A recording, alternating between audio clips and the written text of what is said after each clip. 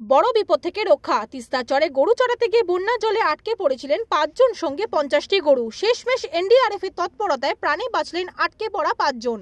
নদীর মাঝখানে ঘাস মেলায় গরুর বাথান করেছিলেন ওরা, কিন্তু আচমকা তিস্তা জলস্তর বৃদ্ধি পাওয়ায় আটকে গবাদি পশু সহ ৫ জন। এরপরই উদ্ধারে নামলো এনডিআরএফ। ঘটনা জলপাইগুড়ি জেলার ক্রান্তিপুলিশ থানার। গত কয়েকদিন ধরে পাহাড় এবং সমতলে বৃষ্টিপাতের কারণে বাড়তে থাকে তিস্তা নদীর জলস্তর। উল্লেখ্য, বৃহস্পতিবার রাতে দুকুল ছাপিয়ে যায় তিস্তার জল। নদীর মাঝে আটকে পড়ে ৫০টি গরু সহ প্রায় ৫ জন রাখাল। ঘটনার খবর পেয়েই ঘটনাস্থলে ছুটে যায় ক্রান্তি পুলিশ থানার আধিকারিক সহ বিডিও। নদীর মাঝখানে আটকে থাকা মানুষদের উদ্ধার করতে তলব করা হয় কেন্দ্রীয় বিপর্যয় মোকাবেলা বাহিনীকে।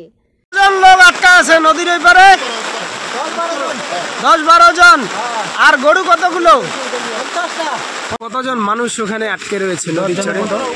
গরু কতগুলো রয়েছে? ৫০টা। কয়দিন থেকে গরুগুলো আটকে রয়েছে?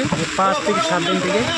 আর মানে যারা ছিল, যে লোকগুলো, ওরা যে আটকে রয়েছে, ওরা কবে গেছে?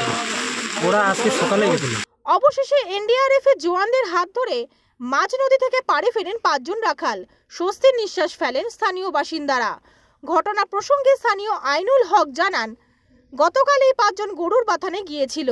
রাত থেকে নদীর জল বাড়তে থাকায় আটকে পড়েছিল। জলপাইগুড়ি থেকে উজ্জ্বল হরের রিপোর্ট, ওঙ্কার বাংলা।